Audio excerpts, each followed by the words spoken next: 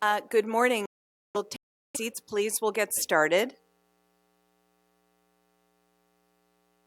Welcome to this conference on militancy, border security, and democracy in North Africa and the Sahel. I want to welcome our live stream participants as well. Thank you for your patience. Those of you on the live stream, we have quite a bit of rain in Washington, D.C. this morning. So, thank you for your patience. A little bit late, but we'll get back onto the schedule. My name is Michele Dunne. I'm the director of the Middle East program here at Carnegie. We're delighted with this event, and this event is the brainchild of my colleague, Dr. Anwar Bukhari, who is an associate professor at McDaniel College and a non-resident scholar here in the Middle East program. Probably most of you here in the room know Anwar and are aware of his work, which combines the African and the Arab realms and combines also the political and security realms in quite a unique way. For example, I really recommend to you Anwar's new paper on Mauritania, which is available in print outside or on the Carnegie website, which again combines and security issues. Now, when Anwar told me some months that he wanted to put together a conference on insecurity in the border regions of North Africa and the Sahel, I thought, well, we're in for something interesting, and I think this will be a conference that will help us to really look at some frequently discussed issues like ISIS, Boko Haram, and so forth in new and useful ways.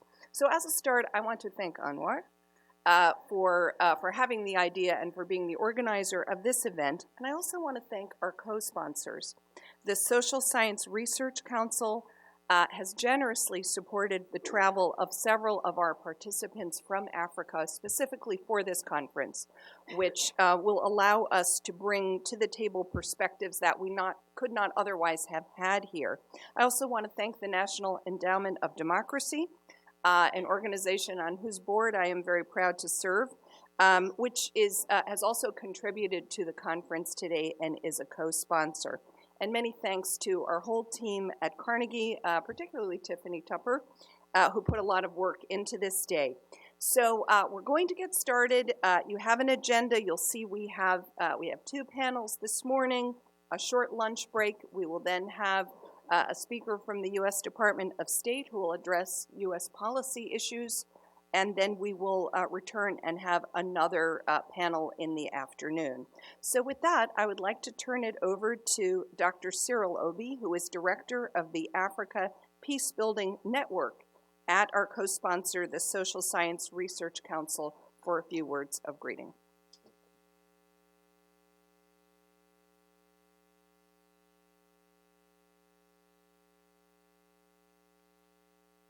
Thank you, Michele. Good morning, distinguished ladies and gentlemen, colleagues. My name is Cyril Obi, and I direct the African Peacebuilding Science Research Council, based in Brooklyn, New York. I'm very happy to see all of you. I really want to express my appreciation to co-sponsors of this program, to the indefatigable Anwar, who has been able to bring all of us together. I'll just say a few words about the African Peacebuilding Network, which is a Science Research Council. 4 years old. What we do is to support high-quality research by African-based scholars in Africa. We also feel it is very important for research not to stay in the shelves, but for research to interact with and engage with the policy-making community and the practitioners. We believe the exercise that we need to bring some of these issues public, and there is no better forum than to do this than this very beautiful hall, renowned organization. And interestingly, the APN is funded by the Carnegie Corporation of New York. So this is an extension of the family. I'm really very happy about this. We hope that we can help in more ways than one to bring meaning to the three worlds that meet here today: the Arab world, North Africa, and the Middle East. Increasingly, these borders are beginning to disappear. what transnational security is, assuming new meaning. Look at the conflict map in the world and in Africa. One of the features that you see is some kind of boundless and seamless merging of geographies and complexities. And one of the things that we do need is that policy will have to catch up with the changing dynamics on the ground. And I believe that some of the interactions we're going to be having here today will be very meaningful and very productive to help us understand the complex dynamics that are unfolding. And not just to understand them, to begin to devise new ways of addressing them through engagement, through conversation.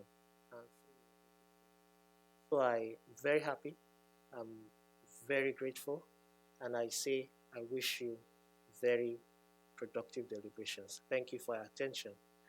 And on that note, I would invite the first panel, which I'm told is to be chaired by Anwar, to kick off the proceedings. Thank you for your attention.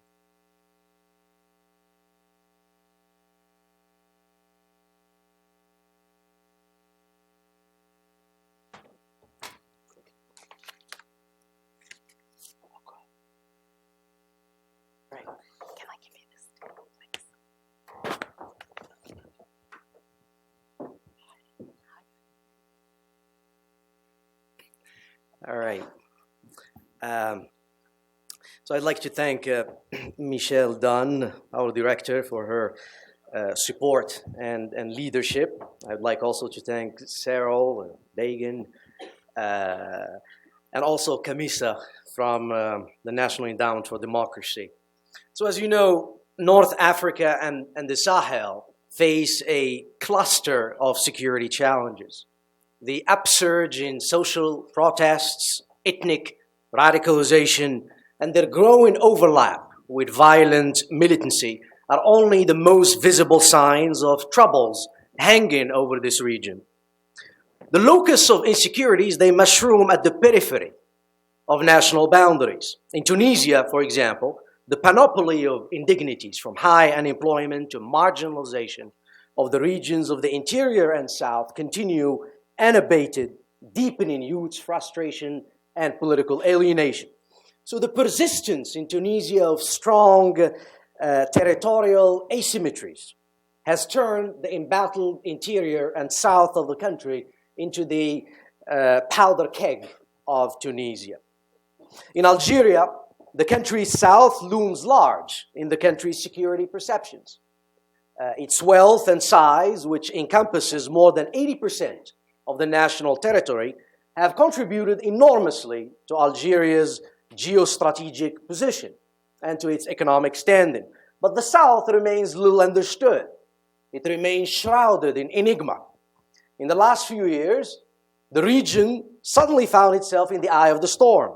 The dramatic deterioration of order on the periphery of Algeria's borders has raised the risk potential of spillovers into Algeria's treasure chest, southern territory. Concurrently with this regional disorder and outbursts of terrorism, the bubbling pot of multiple frustrations and social tensions seem to be coming to a head. Same problems for Libya, though Libya is much more complex, so I'll defer to obviously Rebecca Murray. So we have the privilege to have three top-notch scholars and researchers to help us decipher the intricacies of these three complex cases. We have Dalia Ghanem-Yazbeck joining us from Beirut office. Hi. She's a research analyst at the Carnegie Middle East Center in Beirut. She's an expert on extremist violence, terrorism, and the radicalization process with a focus on Islamism and jihadism in Algeria. I'm deeply indebted to her for reading several of my writings on Algeria. She is my go-to person whenever I write or I need something on Algeria. So thank you. For Tunisia, we're fortunate to have Amy Hawthorne, the Deputy Director for Research and the Project on Middle East Democracy, Washington, D.C., where Tunisia's transition and its interior and border regions are among her research interests. So thank you for joining us here today. And finally, there is Rebecca Murray, freelance journalist and researcher. She was based in Libya last year, returning after living there in 2012, and reporting for publications like Vice News and Jazeera English. Rebecca has focused on southern Libya, making field trips from Kofra to Sibha, Ubari, and Ghat over the past 4 years. So I think we'll go ahead and start with our friend from Beirut, Dalia Ghanem-Yazbeck, to enlighten us on Algeria, and then we go to Amy afterwards, and finally Rebecca Murray. Thank you.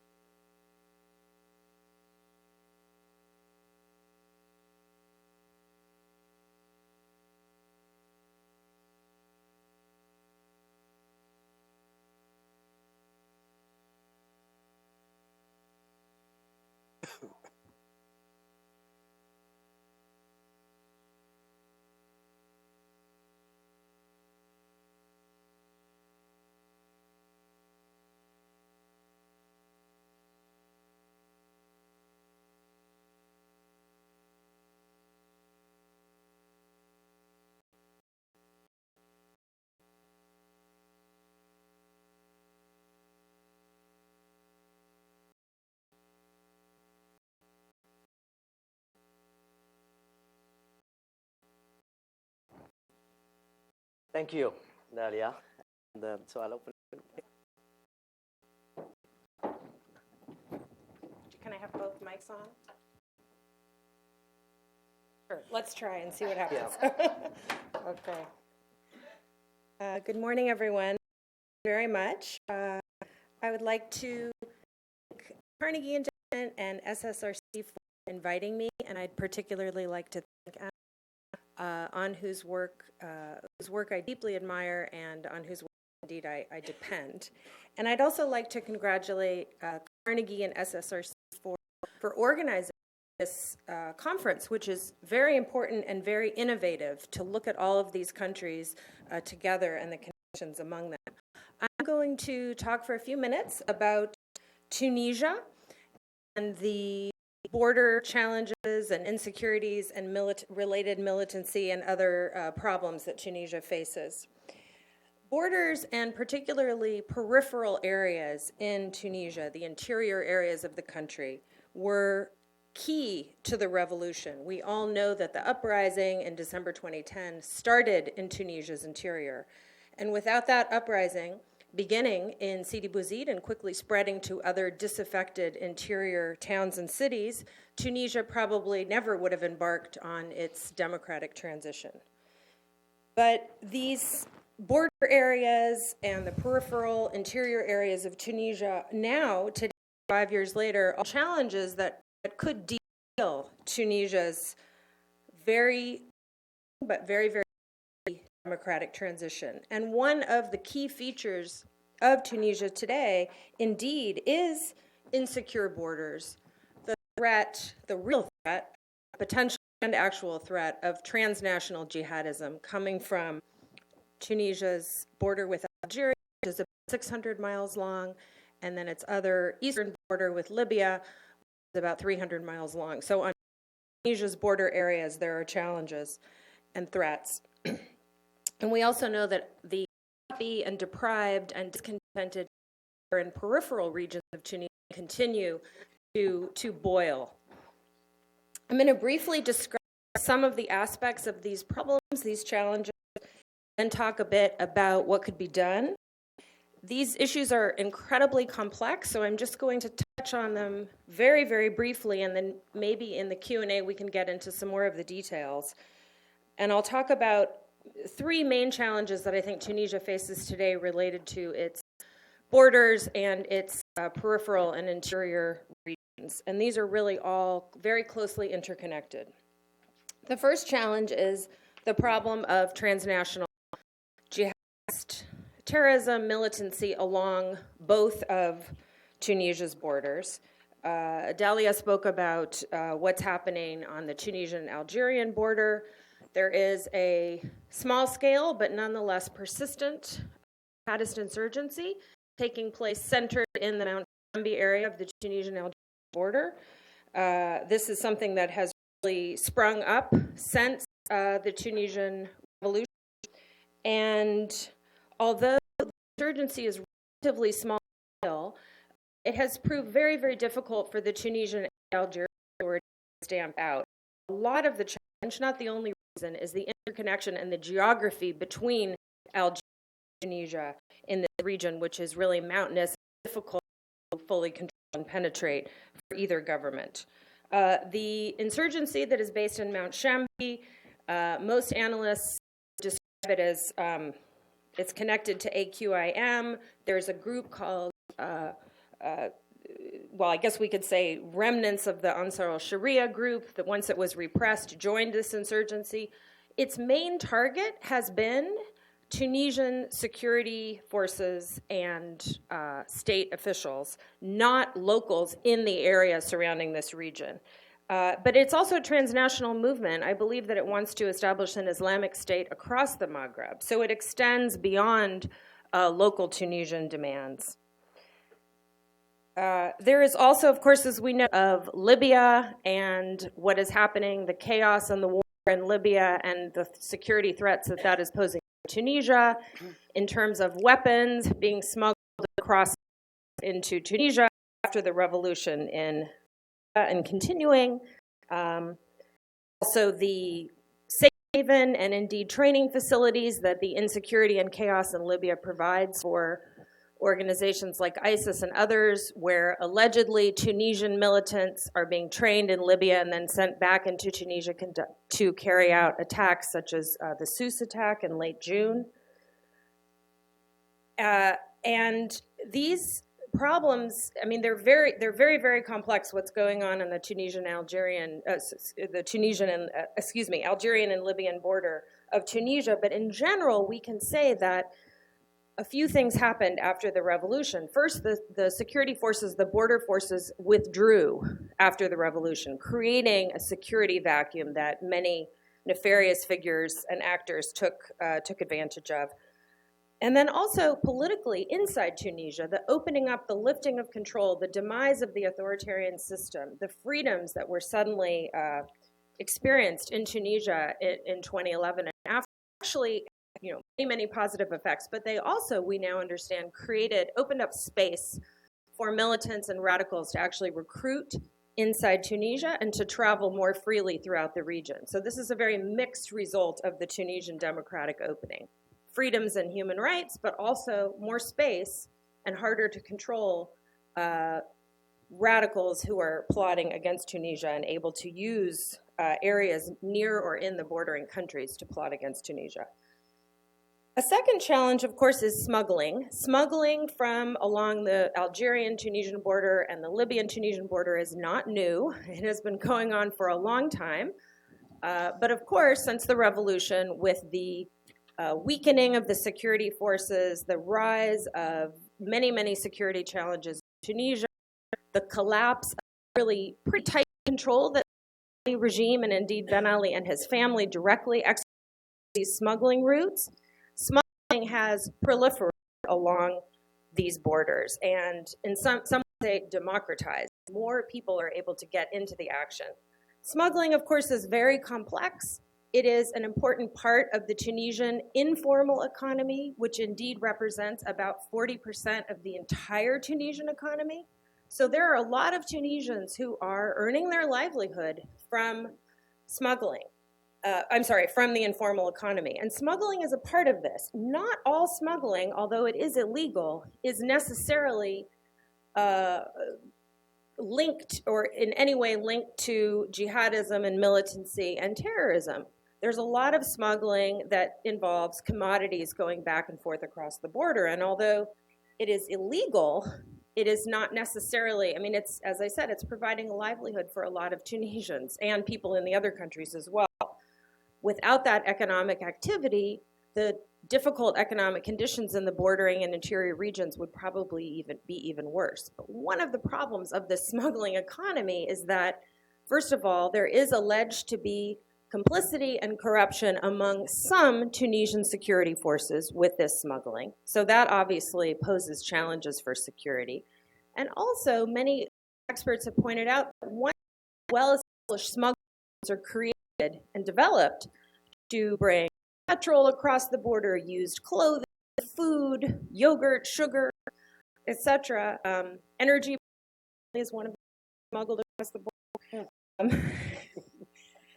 Those same routes can also be used by terrorists and be taken advantage of. These clandestine systems can also be used by nefarious people as well. And so this is a real problem for Tunisia. As I said, this economic activity represents a safety valve for many Tunisians economically.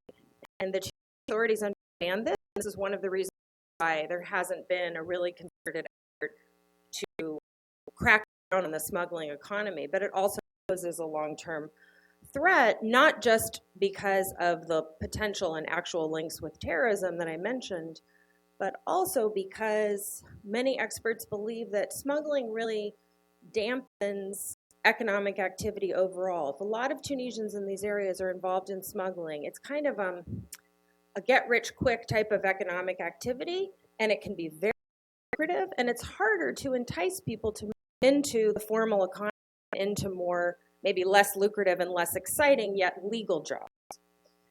The third challenge that is related to Tunisia's border areas and peripheries really is the social and political and economic discontent that continues to exist in the interior regions. I think most of us understand that Tunisia has always been marked by big social and economic disparities between the Tunis and the Sahel, which is the wealthy northern coastal regions where political and economic power has always been concentrated, and the much more deprived interior regions. And these disparities are nothing new. They've been extant in Tunisia for decades, but they have been exacerbated since the revolution with the economic challenges that Tunisia faces overall. Economic activity in these interior areas and near the borders has slowed down even more. I think the poverty rate is about twice as high in these areas as it is in Tunis and the Sahel. And unemployment, which is a major problem in Tunisia in general, is 2 to 3 times higher in these regions. So they face very, very serious economic challenges. And there's also a very significant kind of political, psychological issue as well, which is that the young people, especially in these interior regions who led the revolution, started the uprising, they had a lot of expectations that with a new form of government in Tunisia would come finally a leadership that would address the inequalities and disparities that exist in places like Sidi Bouzid and in Gafsa and in Gasrin. And that hasn't happened. Successive Tunisian governments have basically not addressed these problems. And so there's a lot of frustration in these regions. We saw recently, a couple of months ago, another explosion of protests by unemployed young people expressing extreme frustration about the economic conditions and lack of opportunity in these regions. There's also ongoing frustration with police brutality. And why does this matter to Tunisia? It matters because these regions provide very, very fertile areas for extremist groups located in Tunisia with transnational connections to recruit members. And so it's a very, very dangerous prospect for Tunisia. And when I was there in November visiting some of these regions, I talked with some young people about why in Sidi Bouzid and Gafsa and other places about why groups like ISIS have so much appeal among Tunisians. And this is a very complex problem, we know. But one of the reasons that people said is, you know, joining ISIS and traveling to Syria and fighting, one person said, gives my peers a sense of identity and makes them feel visible. Whereas today in Tunisia, they feel invisible, neglected, forgotten, unemployed, languishing, and without really any power. And so this is something that it poses a really serious challenge for Tunisia. So what can be done? First of all, why is all of this a threat to the democratic transition in Tunisia? Well, because it requires resources, time, and effort of officials to deal with all these challenges that diverts from other problems that Tunisia has. And it also changes the national conversation in many ways to focus a lot of Tunisians' minds on security and stability and protection from challenges rather than democratic rights, human rights, and democratic building. And as President said, after the Sousse attack, I believe, in June, he said, if we have one more terrorist attack in Tunisia, the state will collapse. Well, that was a very, very strong statement and worried a lot of people, thinking, is Tunisia really so fragile that if there's one more terrorist attack, the entire state will collapse? Isn't Tunisia, the Tunisian government and people stronger than ISIS and these terrorist groups? Well, this was a very concerning statement, but it shows the concern, I think, among a lot of Tunisian officials about how to face these complex problems. So what can be done? In terms of border security, Tunisia and Algeria have relatively good cooperation on dealing with their border and cooperating on their border, and also jointly trying to address this insurgency in Mount Shambi. Along the Libyan border, of course, it's much harder because there's no government counterpart on the Libyan side. And I'm sure all of you have followed what's been going on in Libya and the airstrikes and the fighting in a town that's about 50 to 60 miles from the Tunisian border, which has allegedly now become a training camp for ISIS. This is very, very close to Tunisia. A hard security approach is required. The Tunisian authorities definitely need equipment and training to be able to secure their borders and fight terrorism more effectively, which was never their role under the Ben Ali regime. Their role under the Ben Ali regime was to protect the regime, not to protect the Tunisian people. Now they're being asked to play a very, very new role and facing threats that Tunisia has never faced in its history. All of these threats and the combination of them is very new for Tunisia. But it isn't just a hard security issue, border security. It also has to do with economic development and community empowerment of the Tunisians, of the people who live in these border areas. And just going and building a fence and clamping down is not going to solve the problem, both because there are very close connections between Tunisians and Algerians along the border, and Tunisians and Libyans on the other border, tribal connections, family connections. People will resist efforts to completely separate them and stop economic activity across the border. But it will also generate resentment. A very heavy hand will only potentially breed more support for these radical groups that are presenting the problem. In terms of smuggling, there is a lot that the Tunisian authorities can do regarding improved customs, tax collection to make it less lucrative to smuggle certain goods across the border. But as I said, this really isn't just about sort of a technical approach. It really has to do with a larger strategy for economic development in general that will figure out what is going to give the people who are in the smuggling economy other economic opportunities that will be more beneficial and more lucrative smuggling along the borders. And smuggling will be complicated, but it can be managed better. Another issue is corruption. There are allegations of corruption in the Tunisian security forces, that they're collaborating or looking the other way with illegal and illicit activity that is going on across the borders.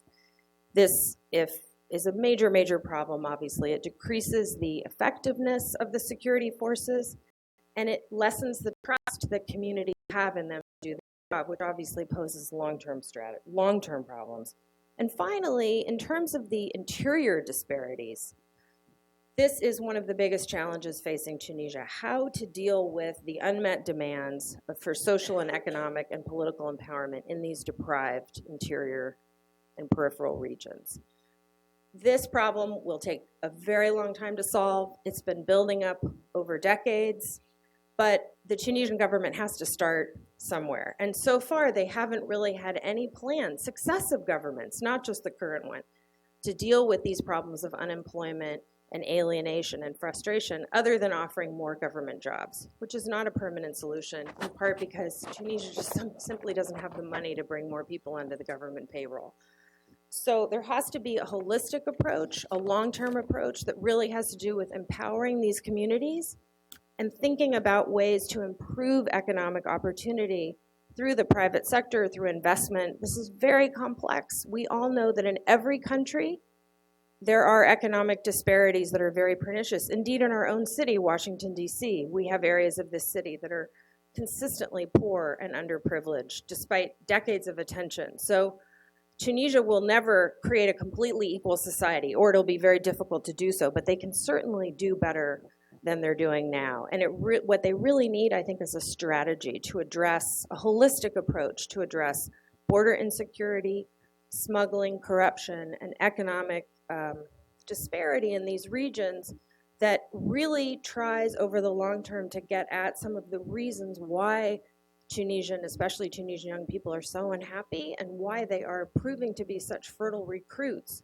for the very jihadist groups that are threatening the Tunisian democratic transition. Thank you. Thank you. All right, perfect. Great. Hello, good morning. Thank you very much for the invite and to Carnegie, as well as African Peace Building Network, National Endowment for Democracy. I've just been in Libya for the past year and on and off since 2012. And I want to start, I guess we're going to talk about the Libyan South. I'd like to start with just a few sentences giving a general overview. As you probably know, this month, February, marks 5 years since the start of the revolution to overthrow Gaddafi. And what we're looking at now, we've got fighting happening in Benghazi. There has been a major push by the LNA and Haftar into reclaiming some territory back in Benghazi. There's fighting in Ajdabia, fighting around Derna. These both are dealing with IS as well as other groups, Islamist groups. And then last night in Sabratha, we know about Sabratha, we know about the airstrike, you mentioned this, that happened earlier last week, that killed IS militants at a farmhouse. Last night, IS militants came into the center of Sabratha and held some government offices in siege. They've left now, from what I understand. I don't have the latest as of this morning, but they did leave 12 decapitated security workers in their wake. So one of the things that also occurred to me is that it's just over 1 year since IS first cropped up on the scene in a high-profile way in Libya, only over just 1 year. Many of us remember in downtown Tripoli when IS attacked the luxury Corinthia Hotel. And, you know, we heard a big blast early in the morning, and that resulted in a huge siege between IS and a Salafist police force who were eventually eliminated them. We also remember us journalists going to Sirte, where there was a black flag posted on the Ouagadougou Conference Center, and Misratan forces who had been tasked to fight them drove us through the town to show that indeed the town was under their control. This was back in early March. Since then, when I've returned, the front line has been pushed back, first outside to the power station, outside Sirte, and now all the way back to Abu Ghraib.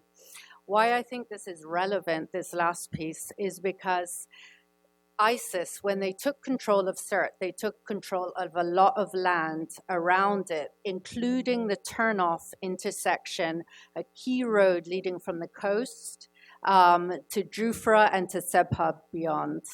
This road skirts the oil fields, the central oil fields, which are Libya's largest, and have enabled ISIS to mount these surprise attacks.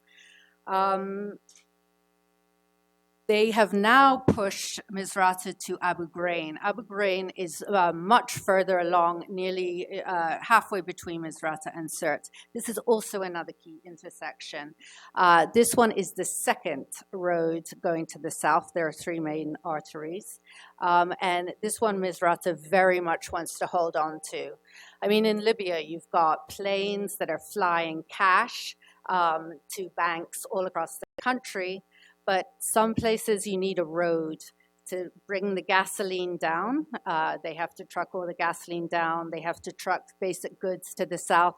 And they also have to send a lot of supplies to the Misratan Third as a stopgap measure to tribal warfare down there.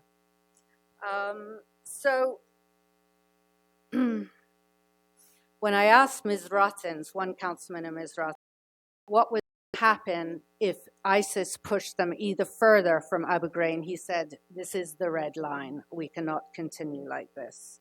Like the rest of the country, people in the south are exhausted by war. While fighting continues to flare up in Sebha and Kufra to the southeast, one significant but fragile peace has been forged this month in Ubari.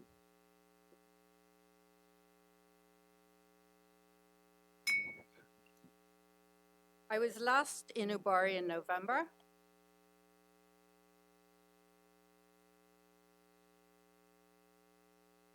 And people were very tired. The town was much worse off than when I spoke here last, which was June of last year. June last year, the battle was raging. Many people have been displaced. This is a fight between indigenous tribes, between the Tebu and the Tuareg tribes. Both were variously marginalized and discriminated against by Gaddafi. While the Tebu were kind of overlooked in the southeast, in Kufra, the Tuareg were mainly recruited as low-level foot soldiers in Gaddafi's army. When the revolution came, most made orders and stuck with him. He recruited many, saying rights, which was very important since many didn't ID, as well as rights and as well money, basically.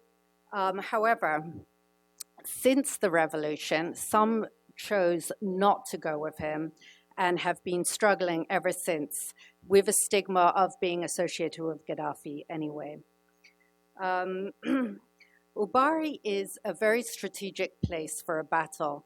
It's strategically placed next to Sharara oil fields, which is the second largest oil field in Libya. It's also next to most of the smuggling routes that go into the southwest. Now, if we remember, just after the revolution, the Tuareg, who were military supporting Gaddafi, did crack open the weapons stockpiles, and there was a lot of publicity around this of weapons leaving Libya, and this was via Ubari, Awanat, and then going through Salvador Pass into Niger and beyond, a lot of times to Azawad, the fight for Azawad in Mali.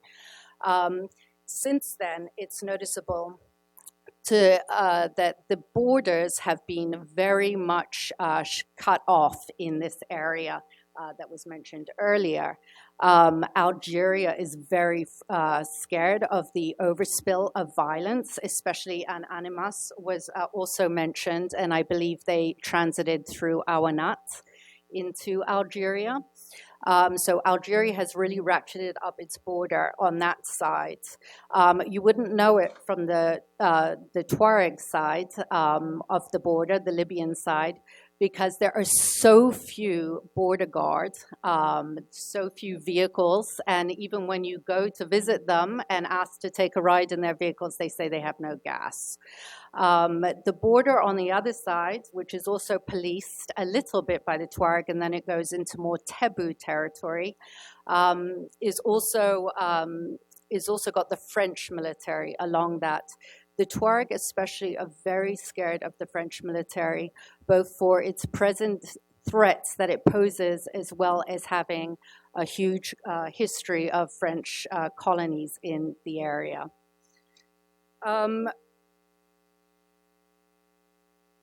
Since then, since November, it's great to hear, when I was in Ubari, many of the leaders were away, so were the leaders in Gat.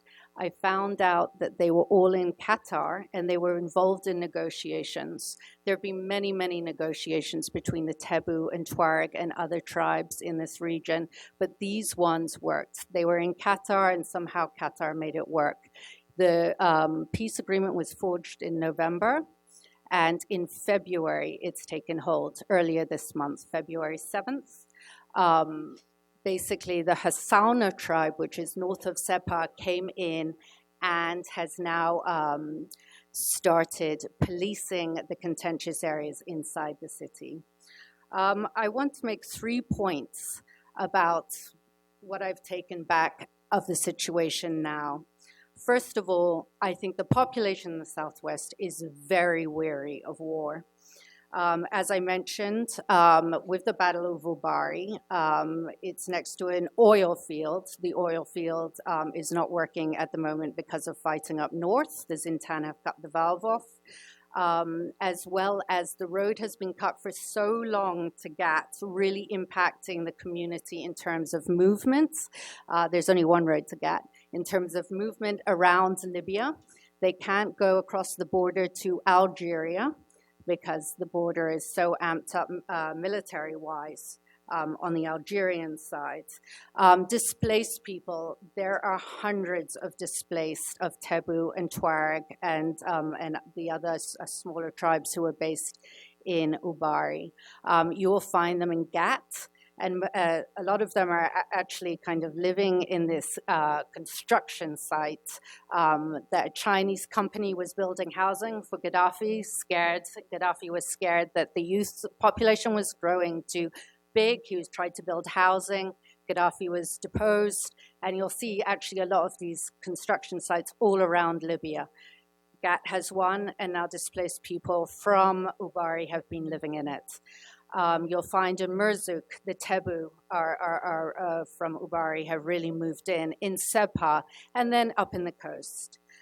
People on both sides of the conflict have been shot or killed, shot, injured, or killed. And a lot of people really were asking in November, why is this happening? My former host in 2013, who is Tebu, was shot in the head and lived this past year. My most recent host, who is Tuareg, was also shot in the spine. He's now lying in a hospital bed in Misrata, trying to have another operation to walk again. And so the feeling really is, what is this all for? Why are we fighting each other as indigenous tribes? Both have a shared history, and both were promised their rights by Gaddafi, but they weren't realized. An interesting point to note, even though the Tebu largely sided with Gaddafi in the revolution, the Tuareg mostly did not. However, they never turned their guns against each other. And so they ask why. Most point to outside interests, whether it's national or international interests. They're convinced people are after borders, smuggling routes, and oil. My second point, real brief, is South economy is in very bad shape. One thing that you'll find is that Tuareg have IDs, a lot of them, and even though they're promised them, they find themselves disenfranchised by the state. What this means is no higher education, real lack of jobs in an area that has really, I think this goes to our conversation on Tunisia. People have really benefited from smuggling. Since those, that cut off too in that little corner, they're really impoverished right now. The Tebu have grown. A lot of them did get citizenship very recently in Merzouk and Sebha, however, and in Kufra. However, both of them are basically marginalized in terms of skilled work. The combination of the displacement, lack of work, has really done a lot to make people just want to be brought into the state, have a place at the table, and to say they're. Finally, point 3, I feel that there has been a lot of focus on the Southwest in terms of looking at links to various terrorist movements. Having been there 5 times this past year, you don't know what is not told to you, and you have to be very observant. But what I did see is quite it's a misunderstood people, let's say. Very little media goes down there, very little researchers, and the Tuareg really feel like they are kind of being smeared with they're all terrorists. Brushstroke, which I did not find to be true with a lot of my dealings with Tuareg. Sure, people talk about bandits maybe live here and point to somewhere in the desert, etc. But I did find, because I have been there previously too with Tebu, who pointed out to me, Al-Qaeda lives over there. And then I go to the place with the Tuareg and they're like, this is us. So I did find it was revealing going 2 different sides and seeing kind of what's really happening.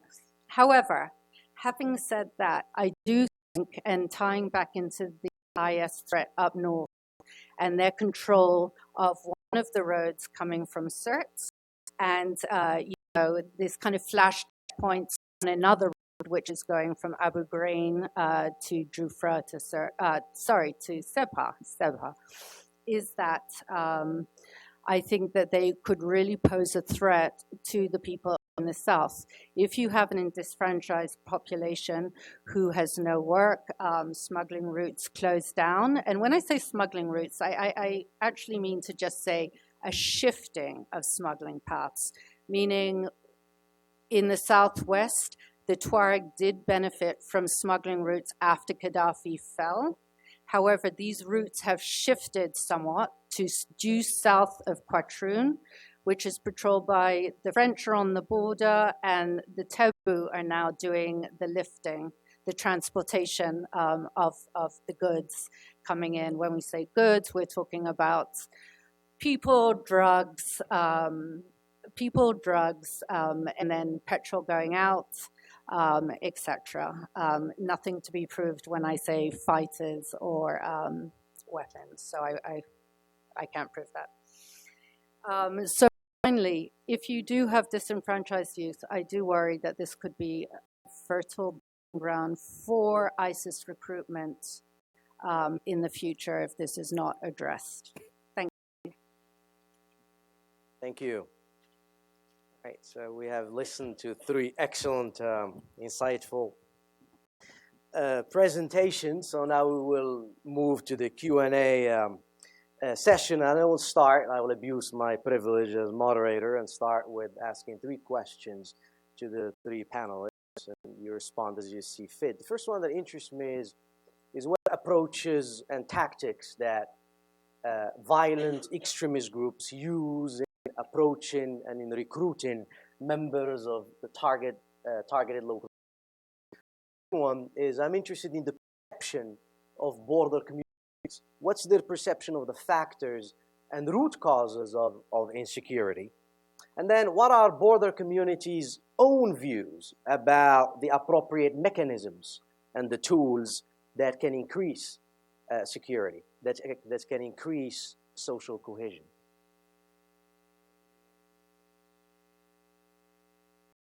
All right.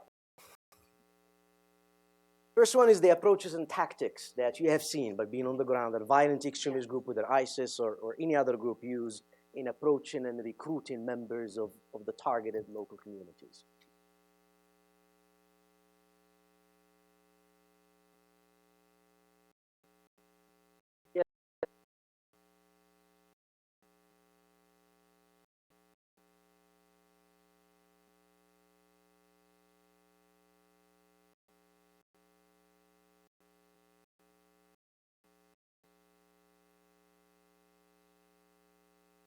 Islamic group in the 90s because of the extreme violence of that group. So the GSPC created this group led by Hassan Hattab in order to distance itself from this extreme violence that was targeting the population, and created the GSPC that merged with Al-Qaeda. And their target at that time was only the security forces and not the civilians. So in a given moment, they understood that this extreme violence is not going to be, it's going to be counterproductive. So this is why they shifted.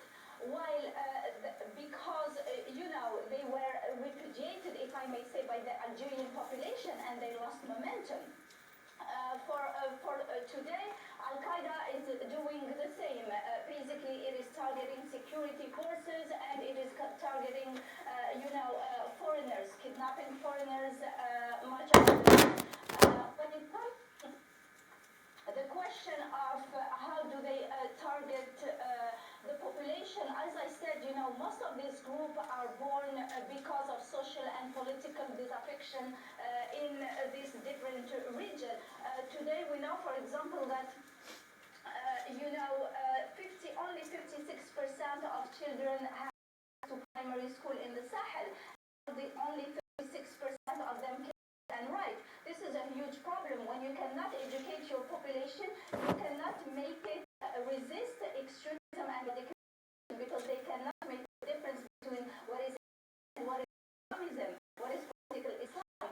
The causes of radicalization are also very different. I talked to people who were former jihadists of the GIA in the 90s, and I can tell you that most of their motivation were more economic and psychological than religious. Many people joined the GIA, and it is also the case today for Akim because, and also Daesh, for economic motivation. Today we do know from a fact that a fighter in IS can earn between $700 to $1,500, and this is a pretty good amount of money under the current condition in Libya or even in Syria or in Iraq. They do join also, for psychological reasons, because there is, as my colleague said, there is a sense of identity, but also a sense of pride and of honor. They are living in territories in which there is weak governance, there is high level of corruption, the state is not longer present. So Al-Qaeda, IS, and all these small groups offer an alternative. And this is what we should work on. We need to offer them alternatives. And we need to repair, if I may, the social, the social link between this population and their government. Say a few words about Tunisia. The phenomenon of terrorist and radical recruitment in Tunisia is very, very complicated, and I'm not sure that we fully understand it in all of its dimensions. But I can offer a few things that young Tunisians told me. I haven't observed any terrorist recruitment directly myself, but this is what young Tunisians in some of these deprived areas told me. I think economic factors are important, both in terms of some families or some individuals simply needing money or wanting to earn more money than they can earn from the really low-paying, very unstable jobs that exist along these border regions in Tunisia. But there also is definitely a psychological dimension, and I think that has both to do with, as I mentioned in my remarks, expectations. The expectations that a lot of Tunisians, and especially young people, had that after they forced Ben Ali out, and there were all of these promises of democracy and also social justice, which was one of the original demands of the Tunisian Revolution. Expectations that things were going to get better, and then disappointment that they haven't gotten better. I think that expectations gap is a very important phenomenon in Tunisia because we see, for example, in Upper Egypt, very poor and impoverished area of Egypt, actually in absolute terms, poorer than the Tunisian interior regions. But I don't think that a lot of people in Upper Egypt, they didn't participate in the revolution in any significant ways, and their expectations were pretty low, maybe due to cynicism and realism about what might happen. Very different dynamic in Tunisia. There is ongoing problems of abuse by the Tunisian security forces in their counterterrorism operations in these areas and in their general policing. There are documented reports still of torture taking place in Tunisian police stations and prisons. This is something that obviously contributes greatly to a narrative of injustice and unfairness that is very, very appealing to young people to want to combat. And also I think it does have something to do with the feeling of alienation and being invisible. One young Tunisian in Sidi Bouzid is not a member of a terrorist group, but he told me he's very worried about his peers who are being attracted to this ideology. He described it as a cult that young people in their teens and early 20s around him are being drawn into. And he said, after the revolution, 5 years later, in Sidi Bouzid and throughout Tunisia, we can now speak freely. Under Ben Ali, if we spoke out, we would be beaten up by the police and arrested. Now we can basically say whatever we want. We have complete freedom of speech. However, no one listens. And so a sense of feeling ignored and alienated, I think, is another dimension to this. I think Libya is pretty unique in terms of Gaddafi's system of governing for 42 years.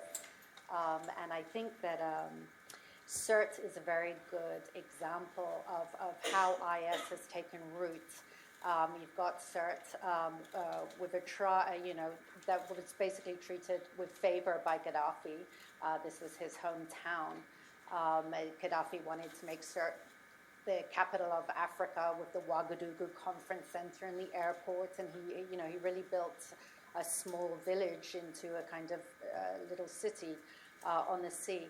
However, Sirte suffering with the NATO bombing and then with the fight afterwards and Gaddafi's death violently outside Sirte, I think really created a sense of being disenfranchised by the certain tribes in Sirte that were most allied to him.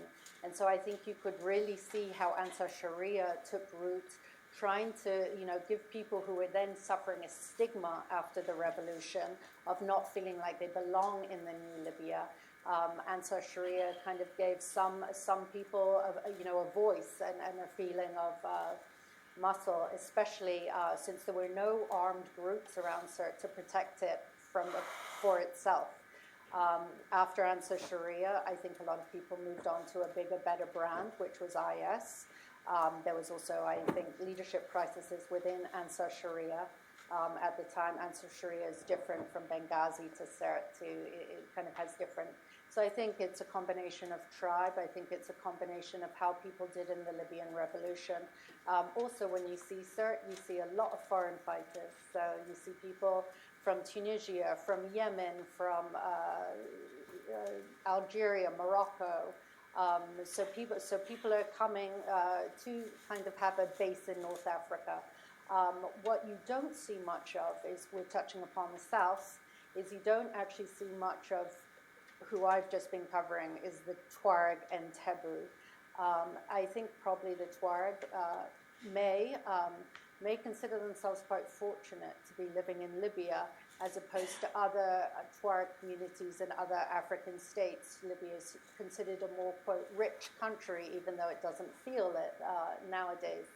And so you get a reaction of laughter when you ask Tuareg, do you think people would be attracted to extremism?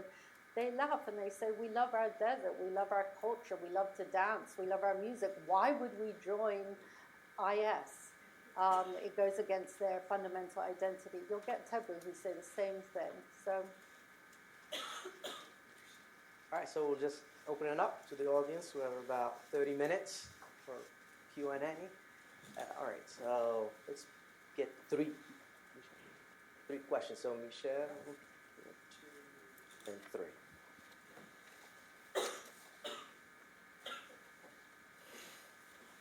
Thank you.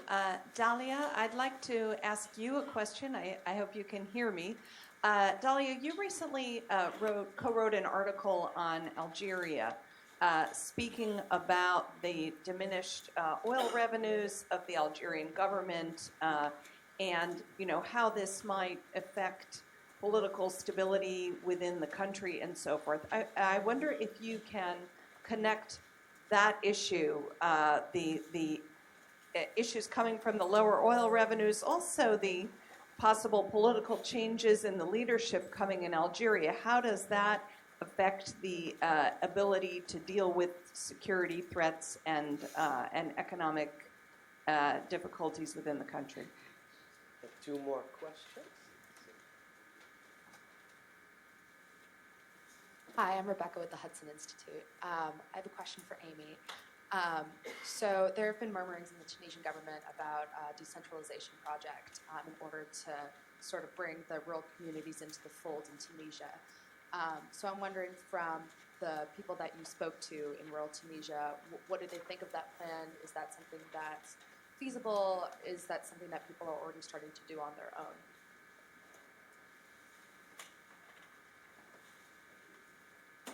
Thank you. Jeff Howard. I work primarily on Libya. I think just 2 very quick points. Rebecca, I would perhaps caution against believing too much that the Tuareg and Dubu would be totally impervious to kind of Islamic State advances. They might like their kind of dancing and singing and campfires and so on, but they are largely transactional, and I think if IS can offer them something more attractive than what they have presently, I think there's a risk that they could certainly turn there. But I think there's a second point linked to radicalization, and this is broader across North Africa, perhaps not as much in the Sahel, that I think has been missed, and that is the role of, or the treatment of political Islam in the kind of high-level political transitions. I think that's certainly been seen, that's historically been the case in Algeria with the civil war and so on, but also with post-Arab Spring political transitions, particularly Tunisia and Egypt. And I think we've seen the knock-on effects of the way in which political Islam has been treated. And I think following the removal of Morsi in Egypt, we saw a real increase in the intent of Islamists to use violence across North Africa, particularly in Benghazi. We saw a real increase in Islamist groups. And I think their willingness to engage in political was damaged. I think we certainly saw that in Tunisia as well, with the divisive rhetoric from Nida Tunis, increasing accusations against Ennahda. I think we saw a real increase in those. So I think that is also a really key aspect of North Africa. Thank you. Dalia? Okay, so regarding the question of leadership and oil, so I will start with the question of leadership. Today, I think this question of leadership and who is running Algeria is more like a Western obsession, if I may say. Algerians are not worried about that. Algerians are more worried about their wallets, if I may say, and the price of oil and the subsidies. So to come back to the leadership, we've already seen that in Algeria.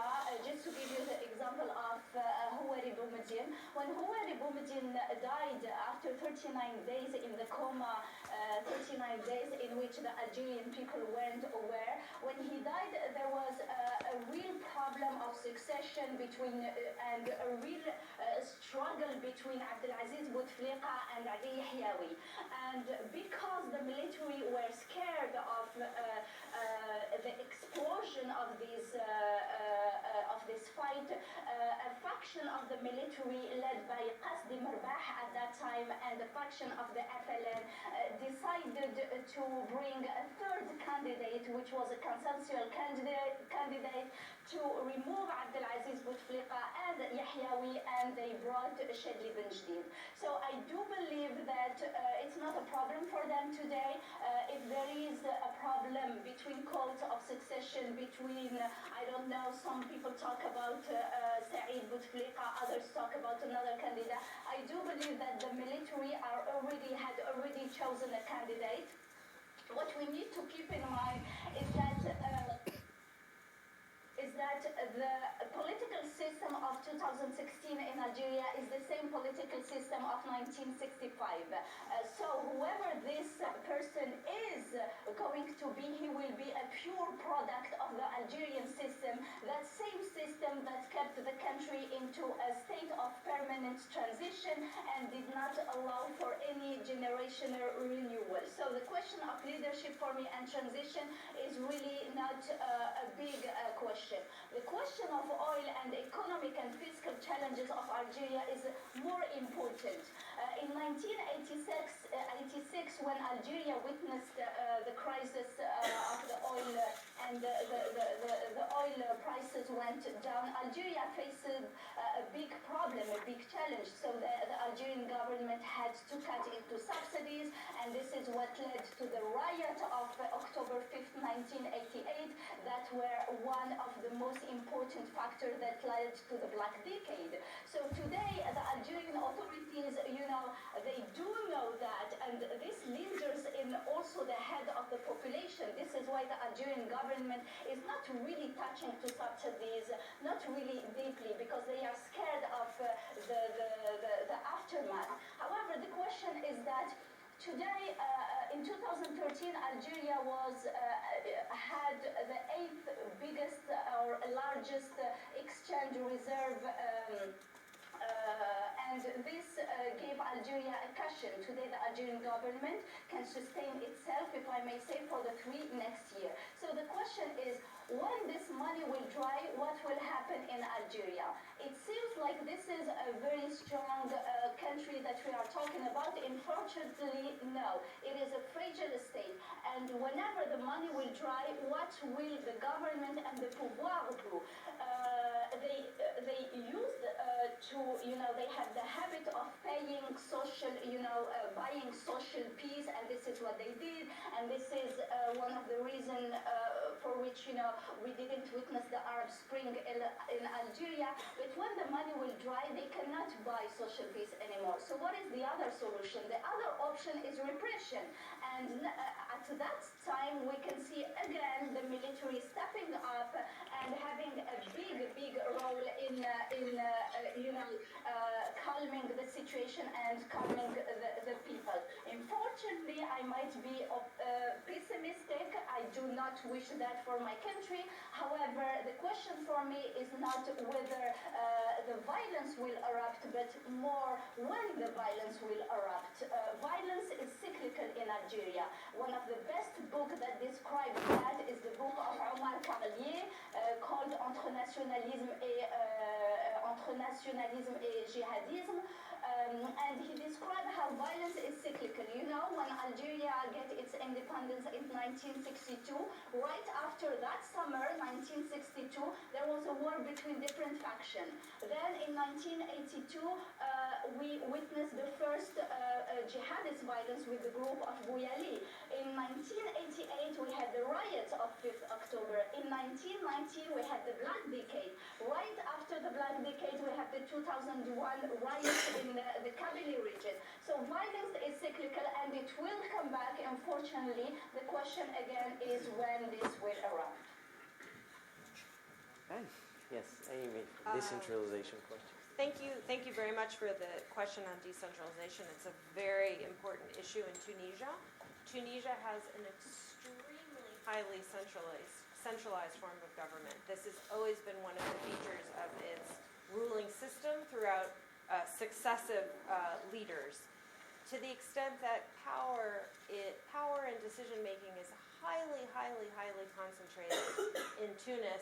And some Tunisians in Sidi Bouzid or Gasserine or Jandouba would say, to get a new pen, they must get the approval of the interior minister in Tunis. That may actually not be an exaggeration in some cases. All decisions and appointments are basically made in and flow from Tunis.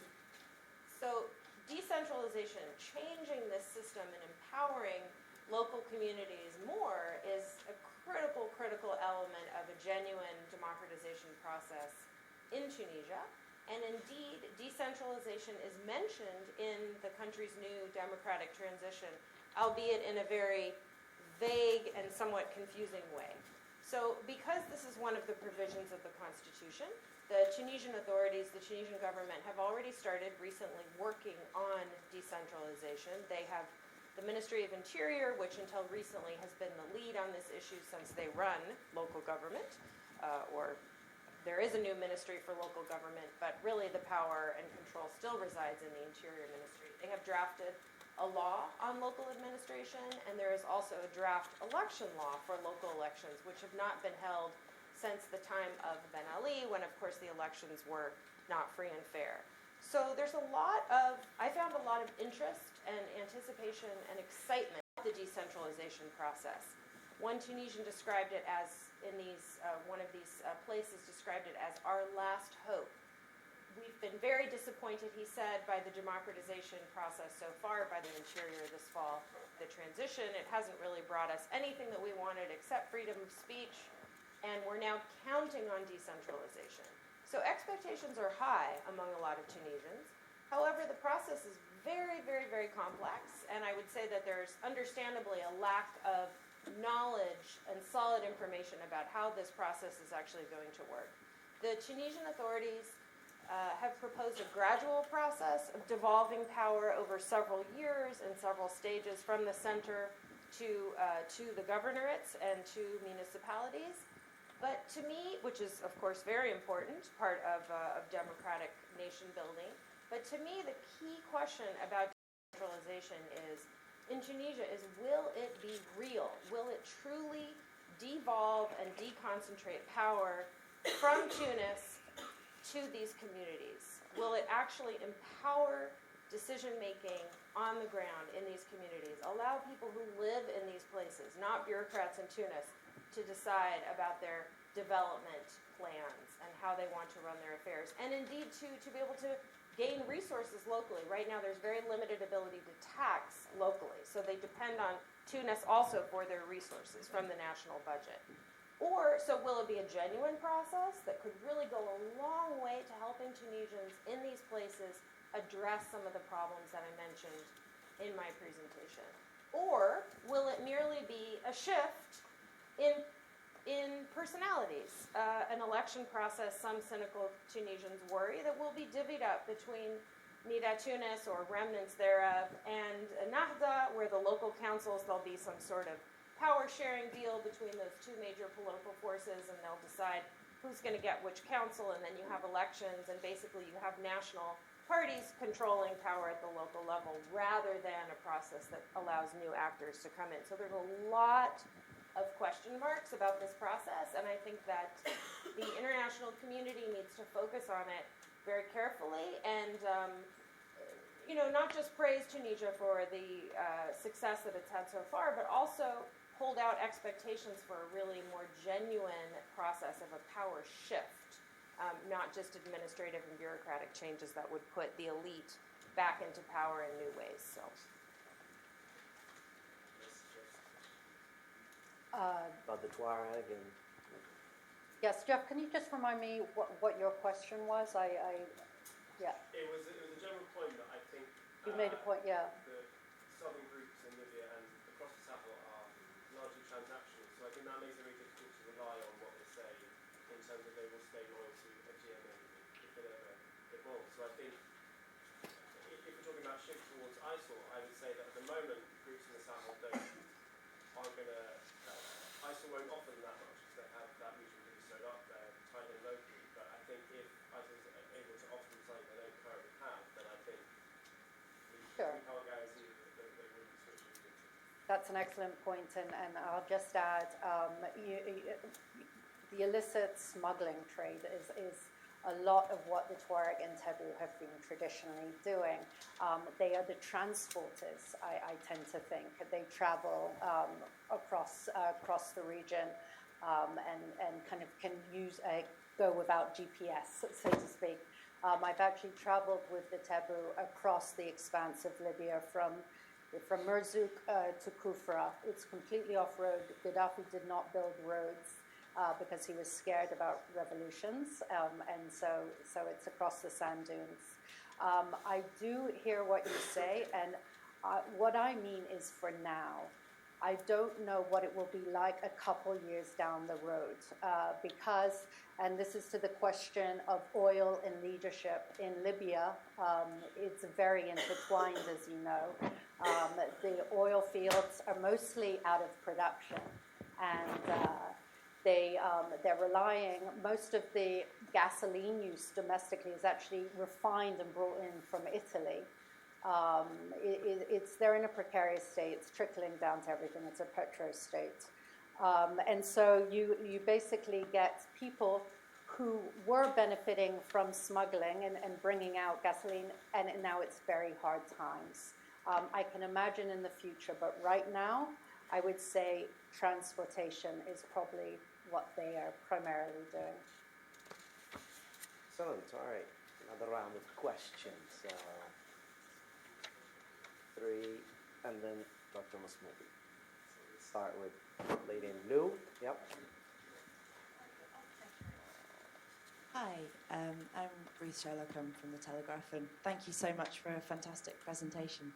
I was wondering, on the question of ISIS in Libya, sort of looking at how they evolved, and as you very well explained so well, you know, that a lot of this was an organic evolution of people who had domestic reasons for joining ISIS, if you like, the poverty and displacement. So, looking at the solutions of how to manage ISIS, there's been reports of increased military involvement of the US looking at escalating sort of airstrikes in the region. I'd like to know sort of what your thoughts are on how useful that would be in stopping the ISIS threat. What can be done, I guess, is my question. Hi, thank you for an excellent presentation. Ala Abu Zakuk with the National Endowment for Democracy. And actually my questions tie into exactly what you introduced is the topic of ISIS in Libya. For Rebecca, can you give us a sense of what the numbers are? I mean, I've read anywhere between 3,000 to 5,000. I know these are very political and politicized, but what's your sense on that? Secondly, what is the breakdown of nationality of ISIS fighters in Libya? In other words, how many of them, what percentages are foreign nationals versus Libyan? I've read reports that it's upwards of 65% of foreign nationals. And then to go further, amongst the foreign nationals, what is the ranking there? Are the majority of them coming from Tunisia, from Algeria, Morocco, Yemen? And if it is from neighboring North African countries, then what are our strategies? And this is for the rest of the panelists, both Amy and Dalia and Anwar as well, if you want to comment. What strategies can border security forces within these respective countries do to control the traveling of the movement of their nationals into Libya for training purposes and for their facility? And lastly, onto the point of international intervention.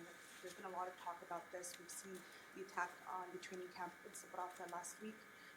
What implications will this have? Will this be a recipe for this?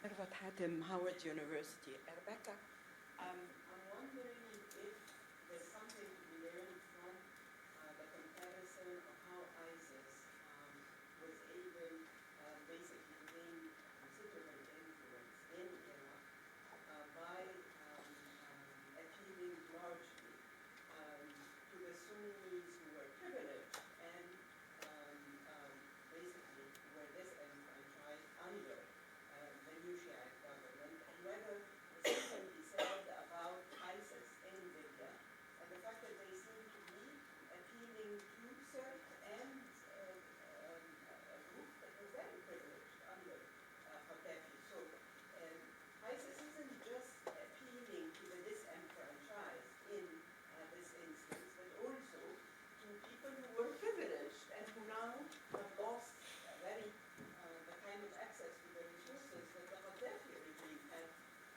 made possible for them. Go on. Yeah. Good morning. My name is Radwan Masmoudi with the Center for the Study of Islam and Democracy. My question is about Tunisia and specifically the role of the US and the EU in helping Tunisia, or lack thereof. Why do we always are willing to pay billions of dollars in wars, especially against ISIS and other groups? But when it comes to helping Tunisia, the only success story out of the Arab Spring, to offer an alternative to ISIS, to show that democracy is possible, to give hope to young people, to give them economic growth and prosperity and all that, then we find nothing or close to nothing. The very minimal help that Tunisia has received in the last 5 years really has hampered the ability of the government to offer help. We can all say that there is a strategy, there is no strategy. In fact, there are many strategies, but there are no means. The Tunisian state is broke, has no means to create anything. And then the three attacks on tourism last year basically destroyed the tourism industry, which used to employ 400,000 people in Tunisia. So that adds, at least 200,000 or 300,000 unemployed people since last year. And then say, oh, wait, the government needs a strategy. The government cannot do it. And the problem is getting worse. And the West is doing nothing. And instead of helping, and just as an example, the Tunisian army is very small, does not have equipment. Its equipment is from the 50s and the 60s. And it's only 40,000 people. Tiny army with very tiny equipment. And doesn't even have helicopters that work. So, there is very little support for Tunisia. And this cannot continue, otherwise we're going to lose the fight against ISIS, not only in the Middle East, but also in North Africa. Thank you. Any questions on Algeria from the audience? All right, so there was one, and then there was let's start with, yes. Yes, please. This question is of course for Dalia. She talked about the leadership. I think my question would be about that leadership, in particular, the leadership in the intelligence services. As she knows, as most people know, recently there was a shakeup in the hierarchy of that intelligence service. And of course, we know from studies of people like Jeremy Kennan that they do play a major role in what happens in the Sahara region. I wonder if you can comment on that and what lay ahead, given the fact that Bouteflika got rid of a person who was there for a long, long time. Thank you, James Cohen from U.S. Institute of Peace. Thank you for a great presentation. On Algeria, I'm wondering if you could give an assessment, Dalia and Amy, on the quality of the relationship on border security between Algeria and Tunisia. Algeria playing a larger role, Tunisia junior partner. Is it cooperative? Is it Algeria calling the shots? Is it partial? Is it continuous? And then for Dalia as well, and maybe also Amy, where does Morocco fit into this other than the difficult relationship between Algeria and Morocco? Do they see themselves as quite far apart from the other concerns, or do they see a potential creeping of concerns through the region?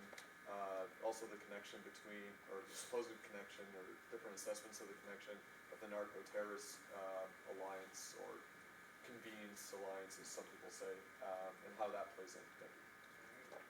Thank you. So I guess we'll just end the way we started. So we go with Dalia, and then Amy, and Rebecca. We'll end this panel with that. Yes. Thank you for the question. I'm not sure I get all of it, but I will answer, and if you have any addition, do not hesitate. Regarding the leadership and the shake-ups that the colleague talked about the DRS, I do believe that these shake-ups between codes are more aesthetical than real structural change. And I wrote a piece for WPR, World Politics Reviews, in which I give an assessment about the situation. Just to talk about the latest one that talk about the dissolution of the DRS in Algeria, I do believe, again, that this is a marketing plan.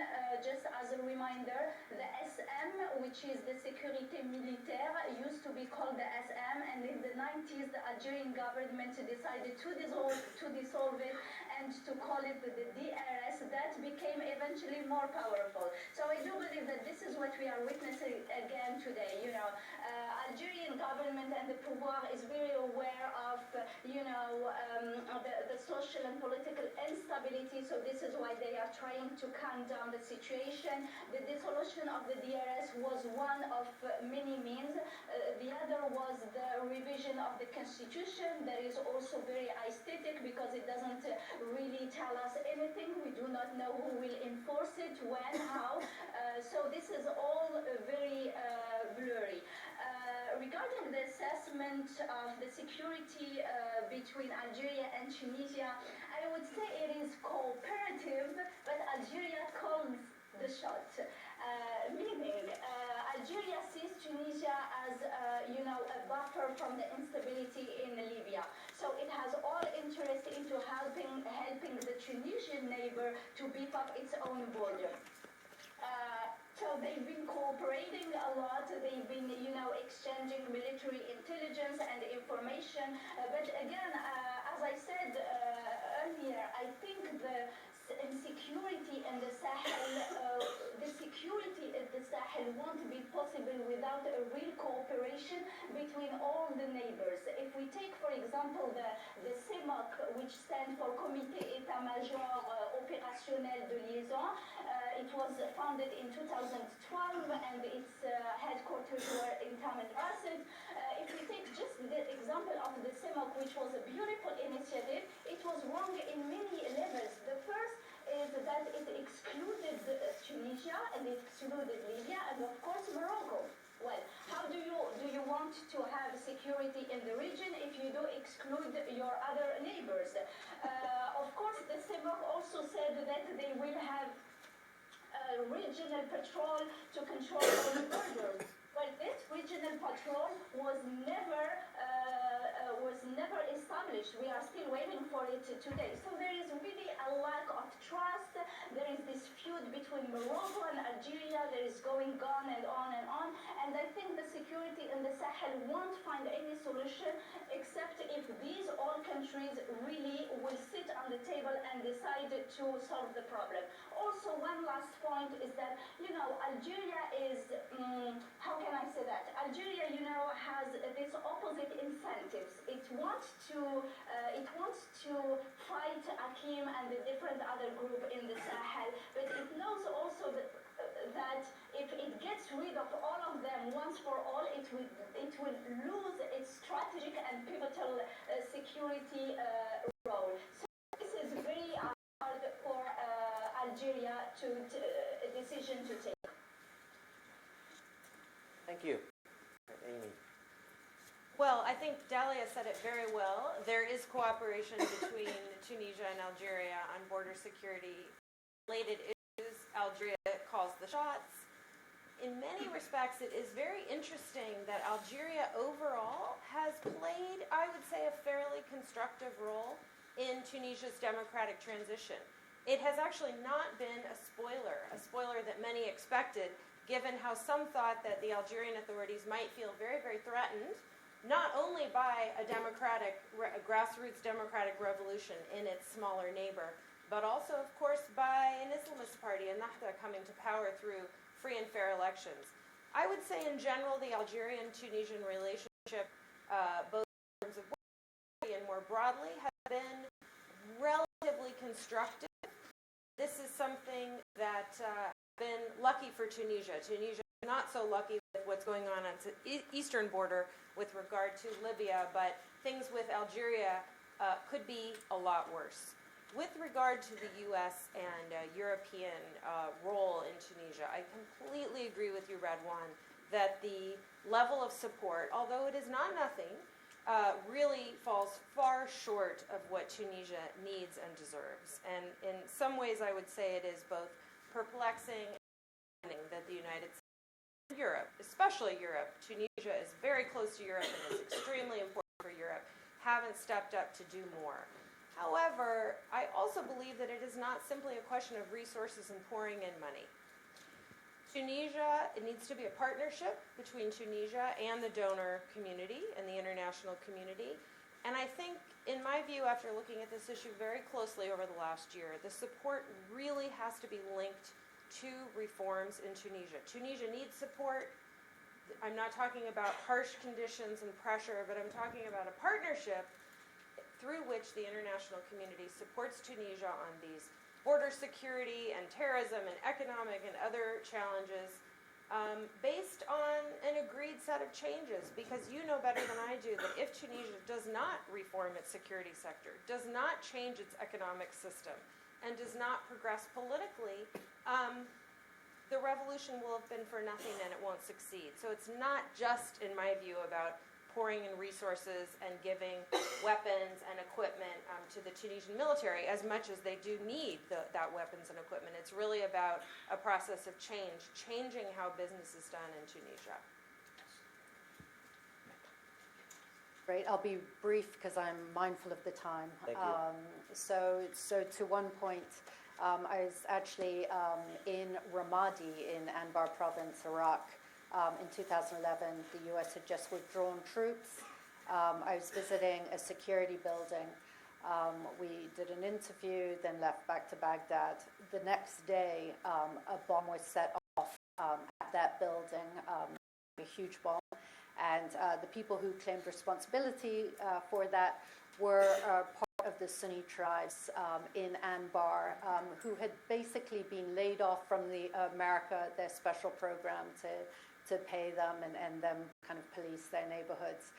They were feeling extremely marginalized at the time. And they have, these are the beginnings, I would say, of perhaps ISIS. And if you do look at, you were saying the comparison between Iraq and Libya, I think there are a lot of similarities. I think a lot of the people who were living in Sirte were probably part of Gaddafi's security apparatus. And, you know, then there are the tribes who just feel that maybe they've been looked over since the revolution. And then you combine that with a lot of foreign presence, which leads me to the next question.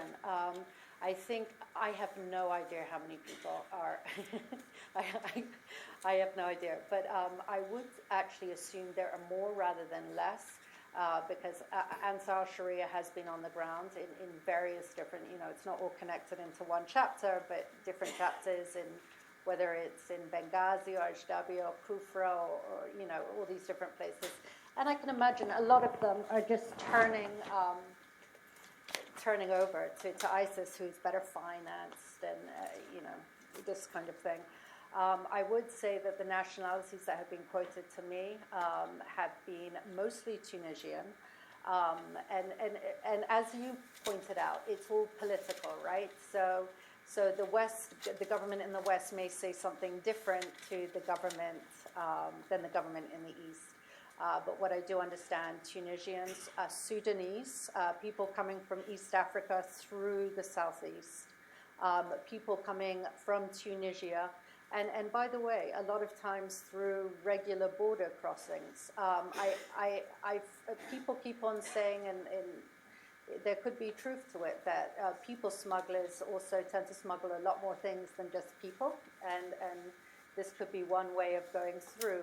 I do know that Tunisia has built a ditch, I believe, and you get people laughing at that, going, well, we were never going to use it anyway, or, you know, we're just going to go around the border. So you have all of these aspects. To Ruth's question, are U.S. strikes advisable? I've only talked, you know, the people I've talked to on the ground is mostly been based in West Libya, so that makes a difference. What I thought was astonishing was how the government, the GNC, actually said, great, the US did a strike, the more Islamist-leaning government. We should point out where the HOR condemned it. I do think issues of sovereignty are huge, and the US or anyone else should probably, I think strikes are probably not the way to go. I think that working on the ground, enabling Libyans to claim ownership of this fight is the best bet. The GNA at the moment, this UN-brokered unity government, feels very much foisted upon Libyans at the moment. Haftar has just made gains in Benghazi, in Ajdabiya, and he's also doing stuff around Derna this past week. And I really do feel like the attitude there is Haftar is our leader at the moment. He's the best man to combat this. However, Article 8, which, you know, is one of these contentious issues inside the GNA agreement, that would basically enable or not enable Haftar to gain power, is the sticking point, especially with the Western government. They'll say no deal. So you've got many various moves to that. I would have to say it's going to be a long road either to implementing a GNA, even pass agreement by the HOR. They then have to move into Tripoli, and I don't see how that would happen security-wise right now. And then the other thing, airstrikes, unilateral airstrikes.